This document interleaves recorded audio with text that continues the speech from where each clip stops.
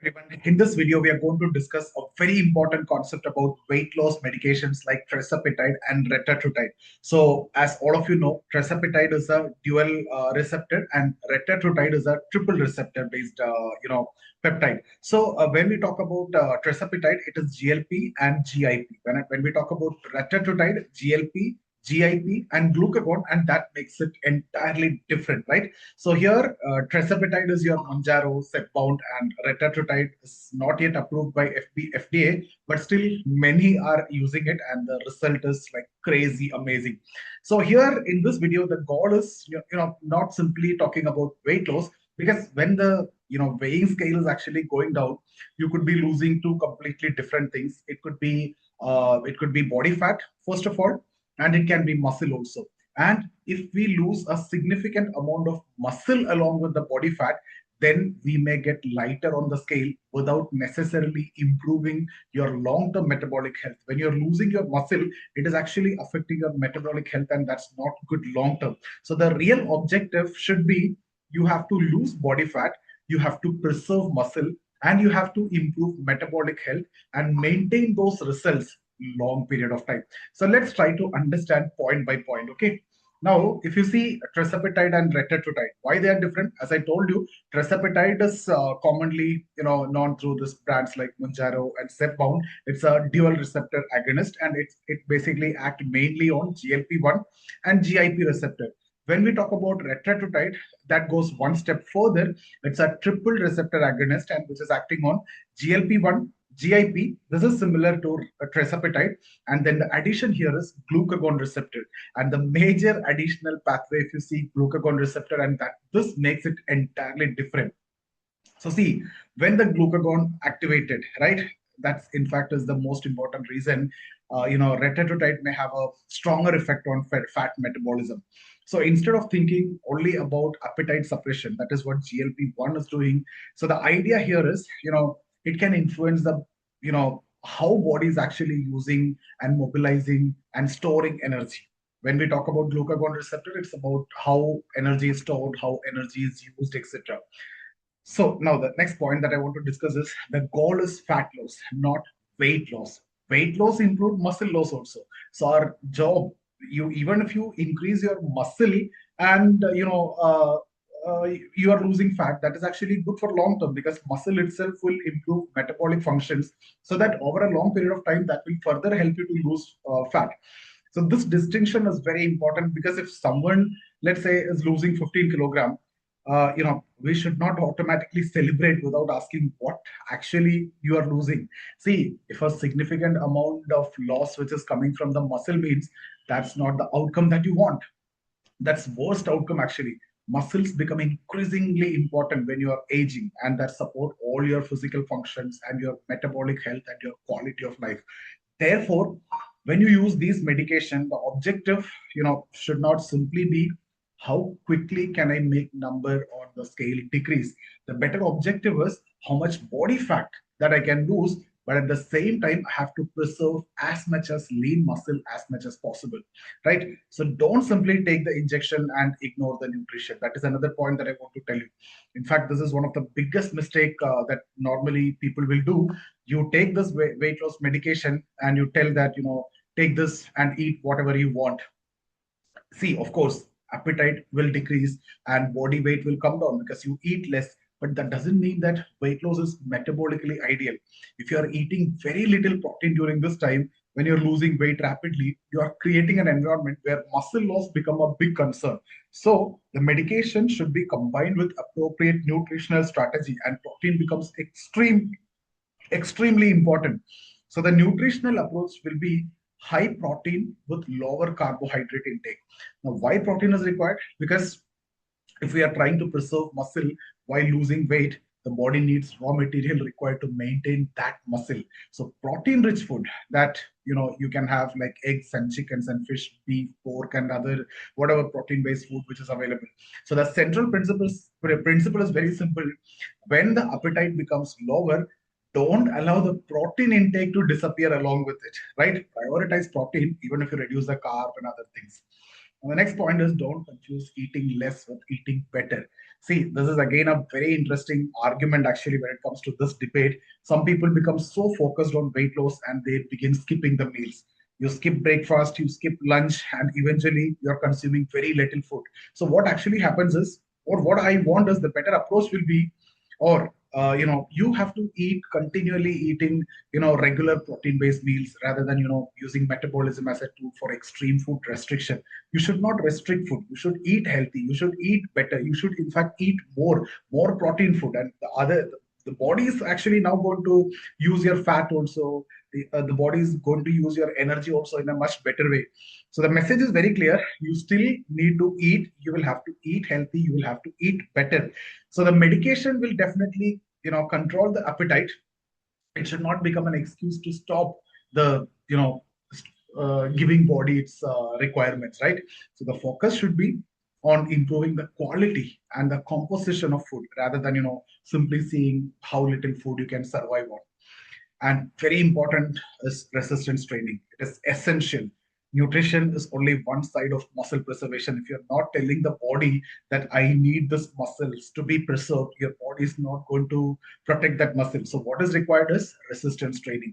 Walking is good, yoga okay is fine, but these are I consider as general physical activity. But specific objective, if you want to preserve muscle or increase muscle, you will have to go with weight training, resistance training, right? And in fact, both men and women, it is applicable. So when calories decrease and body weight start falling, in fact, resistance training provide a reason for the body to maintain muscle tissue.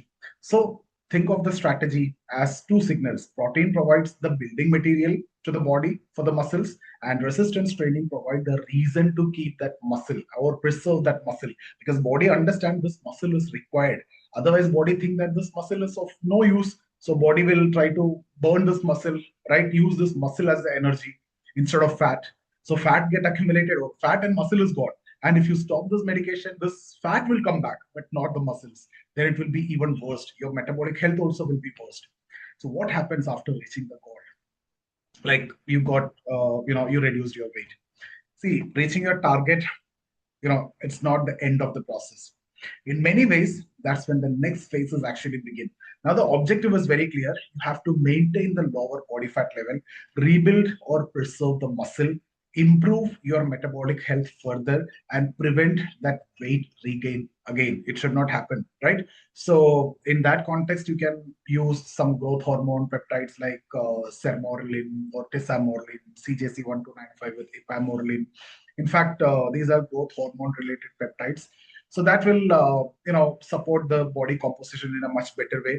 Tesamorelin will definitely, it is FDA approved also, and it will help you to reduce the visceral fat. Visceral fat is a fat which is surrounding the organs, so that is typically targeting the focus is on the visceral fat. It's not, visceral fat is not simply the fat that you can pinch underneath the skin. This is not that fat. It is the deeper fat which is associated with your organs, abdominal organs, and your metabolic health.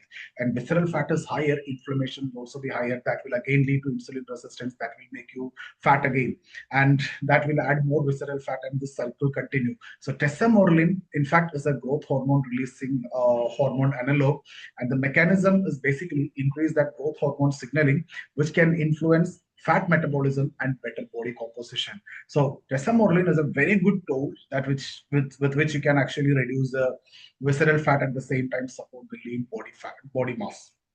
Okay, again you can use sermorelin also, CJC1295 and ipamorelin also along with this. Visceral fat and liver fat that matter more than appearance, right? Right. So in fact, this is the most important metabolic concept also. Not all body fats has the same significance. The fat we see underneath the skin is one thing, but visceral fat and fat accumulating in organs, particularly the liver, are metabolically very important. And this is one of the reasons why retatrutide has attracted so much of attention. So, in fact, there are a lot of evidence that retatrutide is reducing liver fat associated with this fatty liver disease and everything. So again, the potential benefit is not simply looking leaner. The bigger question is what's happening to fat around and inside your organ. So you need to think beyond weight loss if you are taking retatrutide, and that's why I favor retatrutide much more. But as it is not FDA approved, it has to be used in your own, risk. That is the issue. So see, these medications should be, viewed through a broader metabolic health lens. It's not just a cosmetic weight loss drugs or something. So there are a lot of benefits. It is helping your blood sugar, cardiovascular risk, and your kidney health, and your insulin resistance, inflammation, visceral fat, and overall metabolic health. And there are a lot of claims or other benefits also, like brain fog, sleep, joint pain, neuroprotection. All these are, uh, part of, in fact, as a benefit of using retatrutide, or in fact GLP-1 medication and these peptides, rather than just a weight loss drug.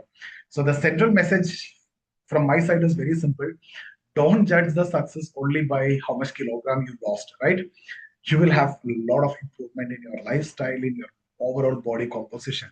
But again, lifestyle that will still determine the quality of the result. In fact, this is the most important point that I want to discuss throughout this, in this session. You cannot simply take an injection and, call that as a health. Medication is, of course, yes, one tool. It will help you. Peptides are tools, but long-term health, that still depends on what you repeatedly do. You'll have to eat adequate protein. You'll have to control the quality of your diet. You have to perform resistance training. You'll have to preserve muscle. You'll have to reduce excess body fat, and you have to maintain these habits after reaching your, goal weight also. Because losing weight is only the first phase, and you have to maintain a healthier body composition throughout your life. That's the real challenge, right? So if you are using tirzepatide or thinking about future medications like retatrutide, don't make the mistake of focusing only on weight loss or that weighing scale. The better question is, am I becoming metabolically healthier? You see, you want body fat to decrease, but at the same time, you want muscle to be protected. You don't want to lose the muscle. And that requires more than appetite suppression. It requires proper nutrition. It requires adequate protein intake. It requires resistance training. And after reaching your target weight, the focus should be shifting from simply becoming, lighter, to building a, and also maintaining a metabolically healthier body. Because ultimately, the goal is not simply losing weight. What is your ultimate goal? It is to lose fat. You have to preserve muscle. You have to improve your metabolic health, and you have to maintain that healthier body for a long period of time also. So these are the main things that I want to discuss in this video. I see you in the next video.